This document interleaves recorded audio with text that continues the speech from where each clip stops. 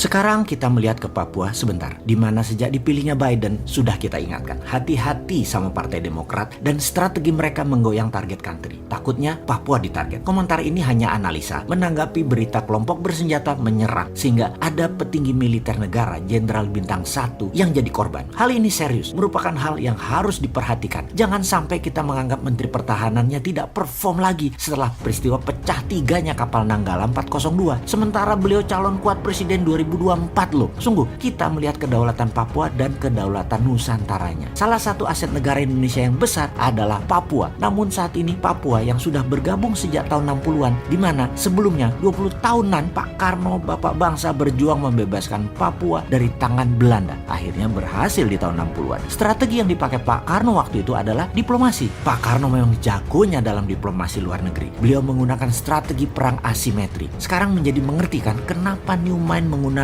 Department of War, karena meniru strateginya Pak Karno. Perang asimetri adalah bentuk perang yang tidak serupa. Misalnya dalam perang konvensional yang menggunakan senjata, tidak perlu dijawab dengan senjata juga secara frontal, bisa dilawan dengan bentuk perang lain, yaitu perang diplomasi. Kembali ke Papua saat ini, ada OPM atau ULMWP, sebuah organisasi yang ingin Papua lepas dari Indonesia, yang saat ini kurang dipelajari kekuatannya oleh pejabat di Indonesia. ULMWP tidak perang senjata, tetapi membangun diplomasi ke Eropa dan Afrika, juga ke kawasan Melanesia, termasuk ke PBB. Baik, kita rincikan sedikit tentang Melanesia. Ada 5 provinsi saudara kita di Indonesia yang rasnya Melanesia, seperti wilayah NTB, NTT, Flores, Maluku, Papua, sama dengan Papua Nugini, Fiji, Vanuatu, Nauru, Kepulauan Solomon, dan lain sebagainya. ULMWP, United Liberation Movement of West Papua, ini mepet secara kultural, ras, dan diplomasi ke negara Melanesia. Saya cukup tahu wilayah itu semua karena lama beredar di sana atas nama informasi. Saat ini menjadi pejuangnya adalah Dubes Indonesia untuk New Zealand. Berat tugas dia. Berat memang melawan perang asimetrik di Papua itu. Perlu keseriusan pemerintah pusat juga. Kita melihat kelemahan bernegara yang terus jadi pelajaran dan jangan terulang lagi. Misalnya dalam kasus Sipadan Ligitan, pulau yang diambil Malaysia. Malaysia itu tidak pakai senjata. Malaysia pakai kerja 20 tahunan. Malaysia melobi Mahkamah Internasional, melobi PBB, dan meletakkan tradisional fisherman Malaysia terus beredar di sana, sehingga uang, currency, radio, dan penduduknya hanya kenal Malaysia. Ketika waktunya tepat, Malaysia klaim Sipadan Ligitan. Hilang wilayah itu dari peta nasional Indonesia. Itulah perang asimetrik. Di Papua saat ini selalu ada instability, dan instability itu adalah warfare strategi. Dan ini semua harus distrategikan. Jangan naif bernegara. Hati-hati dengan Papua. Sulit memang kalau memandang dari sisi yang berbeda. Si Sontoloyo ini menjadi seakan-akan selalu salah dan selalu kalah. Padahal ini mau mengingatkan. Mengambil Freeport misalnya, atas nama nasionalisme dulunya terlihat pahlawan, namun resikonya sama sekali tidak diperhitungkan. Seakan-akan semua semulus pantat bayi. Gak ada masalah. Bos. Capek deh kalau ngomong urusan beginian dengan beda generasi. Mengambil Freeport ada banyak sisi melihatnya, dan tidak ada satupun yang menguntungkan. Membeli 51% saham pakai dana 70 triliun, sementara untungnya Freeport kecil banget, hanya 200 jutaan dolar atau 3 triliun per tahunnya. Kalau punya 51% itu hanya 1,6 triliun. Dari sisi dagang aja balik modalnya 50 tahun. Geblek bener deh konsep bisnis di otaknya untuk mengambil Freeport dengan cara kemarin loh ya. Atau dari sisi manajemen deh, ternyata tetap McMoran yang kelola walaupun sahamnya 49% atau minoritas.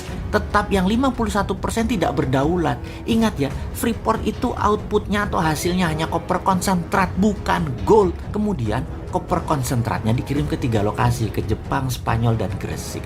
Yang di Gresik hasilnya apa? Bukan emas juga, masih anoda slime. Jadi mereka berusaha untuk tidak buat finish produk yang pure gold 99,99%. Anoda slime-nya dikeluarkan lagi, jadi pajak negara dapatnya kecil. Dia kali sudah 6 presiden sampai saat ini nggak nyadar juga. Dasar old mind. Kesel banget deh gua urusan beginian. Kita kembali ke Amerika saja dulu deh. Biden dan timnya di belakangnya yang solid serta punya pengalaman bernegara yang panjang. Maka ada jabatan strategis, dan itu bukan menteri yang dipilih di awal, tetapi jabatan siapa memimpin lembaga intelijen seperti NSI, FBI, DIA, dan CIA. Selain pejabat utamanya, maka deputi-deputinya ditempatkan dulu orang-orang yang akan dipakai untuk menaklukkan dunia. Maka mata panah bosman pribadi adalah seorang yang bernama Michael Morrell sebagai wakil direktur CIA. Dia adalah orang lama yang sangat loyal kepada Clinton, Obama, juga Biden. Kita lompat sebentar untuk mengingatkan who the hell is Morrell.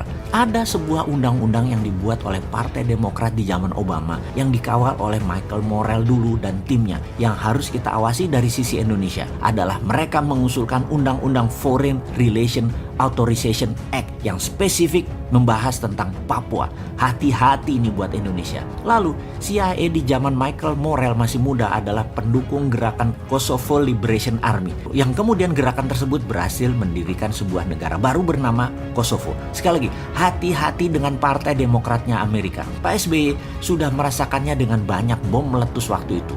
Obama presidennya dari Demokrat. Soekarno sudah merasakan dengan dilengserkannya dirinya. Presidennya adalah LBJ, Lyndon B. Johnson dari Partai Demokrat juga. Soeharto sudah merasakan serangan ekonomi hitman di zaman Clinton waktu itu. Habibie sudah merasakannya juga di zaman Clinton presidennya dari Partai Demokrat hingga lepas Timur Timur. Operasi CIA selalu dimainkan oleh mereka. Gerakan insurgensi adalah ciri Partai Demokrat menyerang luar negeri. Kalau Partai Republik perangnya di permukaan. Kalau Partai Demokrat warfare-nya pakai CIA operation dan shadow. Saya jadi takut urusan Papua. Itu saja. Kalau sama Trump, saya nggak takut Indonesia bakal belah karena bukan target Trump. Trump musuhnya Tiongkok dalam dagang. Dan ideologi demokrasi Amerika versus komunisme itu juga dengan Tiongkok. Namun dengan Partai Demokrat, beda game plan mereka.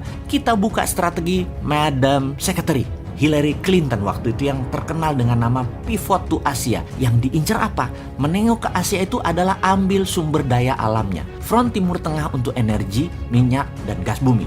Di Asia Tenggara untuk sumber daya alam mineral seperti untuk baterai dan lain sebagainya. Maka apa yang Tiongkok lakukan di Indonesia mengambil SDA sumber daya alam akan diikuti oleh Amerika. Bedanya Tiongkok pakai soft power, bayar pejabat, ubah kebijakan. Kalau Amerika pakai instrumen militer, pakai nakut-nakuti, pakai teroris. Sewaktu di zaman Trump, ground floor-nya di negara masing-masing, yaitu Tiongkok dan Amerika dengan perang dagang. Zaman Biden yang diperebutkan adalah sumber daya alam yang ground floor-nya di negara penghasil. Perangnya kalau minyak gas bumi, ya dar-der-dornya di Timur Tengah. Maka sumber daya alam mineral non-fosil, jangan-jangan dar-der-dornya di Indonesia. Jadi wahai pejabat, jangan sampai 100 bom jadi meleduk di mana-mana di Indonesia ke depannya ya. Ini semua harus distrategikan. Ini harus dibuat counter insurgensinya. Cara tekan Indonesia nanti bisa dipraktekkan lagi, yaitu Papua dan GAM akan dimainkan lagi oleh Amerika.